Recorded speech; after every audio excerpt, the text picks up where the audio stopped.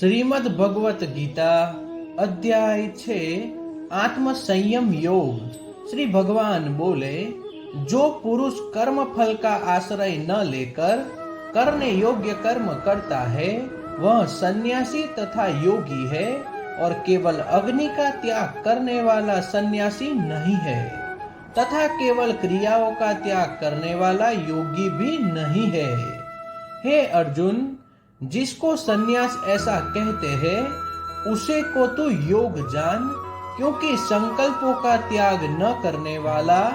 कोई भी पुरुष योगी नहीं होता। योग में आरूढ़ होने की इच्छा वाले मननशील पुरुष के लिए योग की प्राप्ति में निष्काम भाव से कर्म करना ही हेतु कहा जाता है,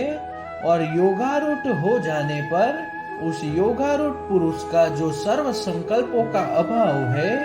वही कल्याण में हेतु कहा जाता है। जिस काल में न तो इंद्रियों के भोगों में और न कर्मों में ही आसक्त होता है, उस काल में सर्व संकल्पों का त्यागी पुरुष योगारूढ़ कहा जाता है। अपने द्वारा अपना संसार समुद्र से उद्धार करे और अपने को अधोगति में न डाले, क्योंकि यह मनुष्य आप ही तो अपना मित्र है और आप ही अपना शत्रु है। जिस जीवात्मा द्वारा मन और इंद्रियों सहित शरीर जीता हुआ है उस जीवात्मा को तो वह आप ही मित्र है, और जिसके द्वारा मन तथा इंद्रियों सहित शरीर नहीं जीता गया है उसके लिए वह आप ही शत्रु के सुदृढ़ शत्रुता में बरतता है। सर्दी गर्मी और सुख दुख आदि में तथा मान और अपमान में जिसके अंतकरण की वृत्तियां भली भांति शांत है, ऐसे स्वाधीन आत्मा वाले पुरुष के ज्ञान में सच्चिदानंद घन परमात्मा सम्यक प्रकार से ही स्थित है, अर्थात उसके ज्ञान में परमात्मा के सिवा अन्य कुछ है ही नहीं। जिसका अंतकरण ज्ञान विज्ञान से तृप्त है, जिसकी स्थिति विकार रहित है, जिसकी इंद्रियां भली भांति जीती हुई है,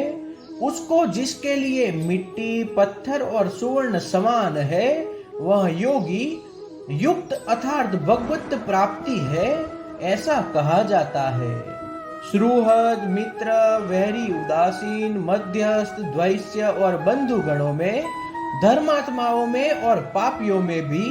समान भाव रखने वाला अत्यंत श्रेष्ठ है। मन और इंद्रियों सहित शरीर को वश में रखने वाला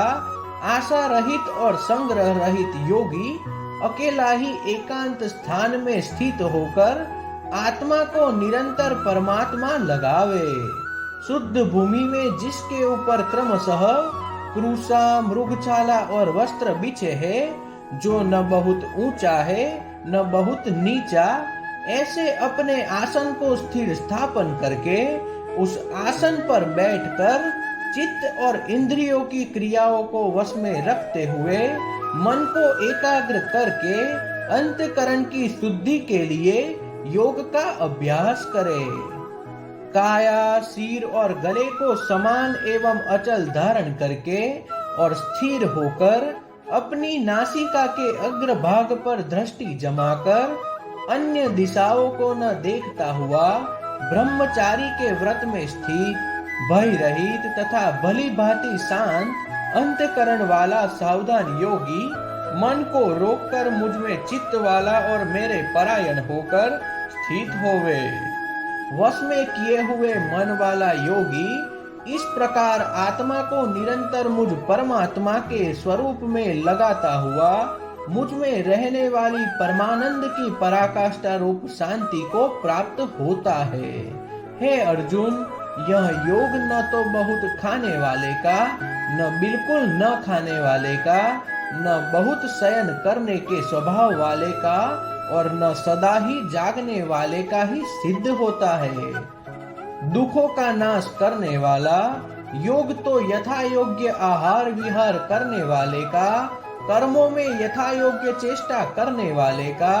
और यथा योग्य सोने तथा जागने वाले का ही सिद्ध होता है। अत्यंत वश में किया हुआ चित्त जिस काल में परमात्मा में ही भली भांति स्थित हो जाता है, उस काल में संपूर्ण भोगों से स्पृहा रहित पुरुष योग युक्त है, ऐसा कहा जाता है। जिस प्रकार वायु रहित स्थान में स्थित दीपक चलायमान नहीं होता, वैसे ही उपमा परमात्मा के ध्यान में लगे हुए योगी के जीते हुए चित्त की कही गई है। योग के अभ्यास से निरुद्ध चित्त जिस अवस्था में अपराम हो जाता है और जिस अवस्था में परमात्मा ध्यान से शुद्ध हुई सूक्ष्म बुद्धि द्वारा परमात्मा को साक्षात करता हुआ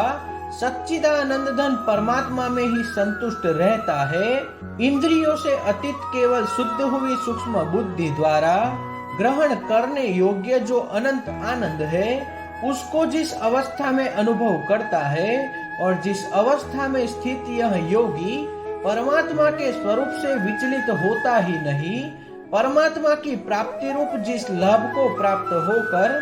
उससे अधिक दूसरा कुछ भी लाभ नहीं मानता, और परमात्मा प्राप्ति रूप जिस अवस्था में स्थित योगी बड़े भारी दुख से भी चलायमान नहीं होता, जो दुख रूप संसार के संयोग से रहित है तथा जिसका नाम योग है, उसको जानना चाहिए। वह योग न उकताए हुए अर्थात धैर्य और उत्साह युक्त चित्त से निश्चय पूर्वक करना कर्तव्य है। संकल्प से उत्पन्न होने वाली संपूर्ण कामनाओं को निशेष रूप से त्याग कर और मन के द्वारा इंद्रियों के समुदाय को सभी ओर से भली भांति रोक कर क्रम क्रम से अभ्यास करता हुआ उपरति को प्राप्त हो तथा धैर्य युक्त बुद्धि के द्वारा मन को परमात्मा में स्थित करके परमात्मा के सिवा और कुछ भी चिंतन न करे। यह स्थिर न रहने वाला और चंचल मन जिस जिस शब्दादि विषय के निमित्त से संसार में विचरता है, उस विषय से रोक कर यानी हटा कर इसे बार बार परमात्मा में ही निरुद्ध करे। क्योंकि जिसका मन भली प्रकार शांत है, जो पाप से रहित है और जिसका रजोगुण शांत हो गया है, ऐसे इस सच्चिदानंद घन ब्रह्मा के साथ एक ही भाव हुए योगी को उत्तम आनंद प्राप्त होता है। वह पाप रहित योगी इस प्रकार निरंतर आत्मा को परमात्मा में लगाता हुआ सुख पूर्वक परब्रह्म परमात्मा की प्राप्ति रूप अनंत आनंद का अनुभव करता है। सर्वव्यापी अनंत चेतन में एक ही भाव से स्थिति रूप योग से युक्त आत्मा वाला तथा सब में संभाव से देखने वाला योगी आत्मा को संपूर्ण भूतों में स्थित और संपूर्ण भूतों को आत्मा में कल्पित देखता है। जो पुरुष संपूर्ण भूतों में सबके आत्मरूप मुझ वासुदेव को ही व्यापक देखता है और संपूर्ण भूतों को मुझ वासुदेव के अंतर्गत देखता है, उसके लिए मैं अदृश्य नहीं होता और वह मेरे लिए अदृश्य नहीं होता। जो पुरुष एक ही भाव में स्थित होकर संपूर्ण भूतों में आत्मा रूप से स्थित मुझ सच्चिदानंद घन वासुदेव को भजता है, वह योगी सब प्रकार से बरतता हुआ भी मुझ में ही बरतता है। हे अर्जुन, जो योगी अपनी भांति संपूर्ण भूतों में सम देखता है और सुख अथवा दुख को भी सब में सम देखता है, वह योगी परम श्रेष्ठ माना गया है। अर्जुन बोले, हे मधुसूदन, जो यह योग अपने स्वभाव से कहा है, मन के चंचल होने से मैं इसकी नित्य स्थिति को नहीं देखता हूँ, क्योंकि हे श्री कृष्ण, यह मन बड़ा चंचल प्रमथन स्वभाव वाला, बड़ा दृढ़ और बलवान है, इसलिए उसका वश में करना मैं वायु को रोकने की भांति अत्यंत दुष्कर मानता हूँ। श्री भगवान बोले, हे महाबाहो, निसंदेह मन चंचल और कठिनता से वश में होने वाला है, परंतु हे कुंती पुत्र अर्जुन, यह अभ्यास और वैराग्य से वश में होता है। जिसका मन वश में किया हुआ नहीं है, ऐसे पुरुष द्वारा योग दुष्प्राप्य है और वश में किए हुए मन वाले प्रयत्नशील पुरुष द्वारा साधन से उसका प्राप्त होना सहज है, यह मेरा मत है। अर्जुन बोले, हे श्री कृष्ण, जो योग में श्रद्धा रखने वाला है किंतु संयमी नहीं है,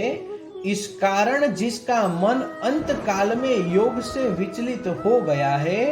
ऐसा साधक योग की सिद्धि को अर्थात भगवत साक्षात्कार को न प्राप्त होकर किस गति को प्राप्त होता है? हे महाबाहो, क्या वह भगवत प्राप्ति के मार्ग में मोहित और आश्रय रहित पुरुष छिन्न भिन्न बादल की भांति दोनों ओर से भ्रष्ट होकर नष्ट तो नहीं हो जाता ना? हे श्री कृष्ण, मेरे इस संशय को संपूर्ण रूप से छेदन करने के लिए आप ही योग्य है, क्योंकि आपकी सिवा दूसरा इस संशय का छेदन करने वाला मिलना संभव ही नहीं है। भगवान बोले, हे पार्थ, उस पुरुष का न तो इस लोक में नाश होता है और न परलोक में ही, क्योंकि हे प्यारे, आत्मोद्धार के लिए अर्थात भगवत प्राप्ति के लिए कर्म करने वाला कोई भी मनुष्य दुर्गति को प्राप्त नहीं होता। योग भ्रष्ट पुरुष पुण्यवानों लोकों को अर्थात स्वर्ग आदि उत्तम लोकों को प्राप्त होकर उनमें बहुत वर्षों तक निवास करके फिर शुद्ध आचरण वाले श्रीमान पुरुष के घर में जन्म लेता है, अथवा वैराग्यवान पुरुष उन लोकों में न जाकर ज्ञानवान योगियों की कुल में जन्म लेता है। परंतु इस प्रकार का जो यह जन्म है सो संसार में निसंदेह अत्यंत दुर्लभ है। वहाँ उस पहले शरीर में संग्रह किए हुए बुद्धि संयोग को अर्थात राम बुद्धि रूप योग के संस्कारों को अनायास ही प्राप्त हो जाता है, और हे कुरुनंदन, उसके प्रभाव से वह फिर परमात्मा की प्राप्ति रूप सिद्धि के लिए पहले से भी बढ़कर प्रयत्न करता है। वह श्रीमानों के घर जन्म लेने वाला योग भ्रष्ट पराधीन हुआ भी उस पहले के अभ्यास से ही निसंदेह भगवान की ओर आकर्षित किया जाता है, तथा समबुद्धि रूप योग का जिज्ञासु भी वेद में कहे हुए सकाम कर्मों के फल को उल्लंघन कर जाता है। परंतु प्रयत्न पूर्वक अभ्यास करने वाला योगी पिछले अनेक जन्मों के संस्कार बल से इसी जन्म में संसिद्ध होकर संपूर्ण पापों से रहित हो फिर तत्काल ही परम गति को प्राप्त हो जाता है। योगी तपस्वियों से श्रेष्ठ है, शास्त्र ज्ञानियों से भी श्रेष्ठ माना गया है, और सकाम कर्म करने वालों से भी योगी श्रेष्ठ है। इससे है अर्जुन, तू योगी ही है। संपूर्ण योगियों में भी जो श्रद्धावान योगी मुझ में लगे हुए अंतरात्मा से मुझको निरंतर भजता है, वह योगी मुझे परम श्रेष्ठ मान्य है। तो इस प्रकार उपनिषद, ब्रह्म विद्या तथा योग शास्त्र रूप श्रीमद् भगवद गीता के श्री कृष्ण अर्जुन संवाद में आत्म संयम योग नामक छठा अध्याय समाप्त हुआ। श्री कृष्ण कन्हैया लाल की जय।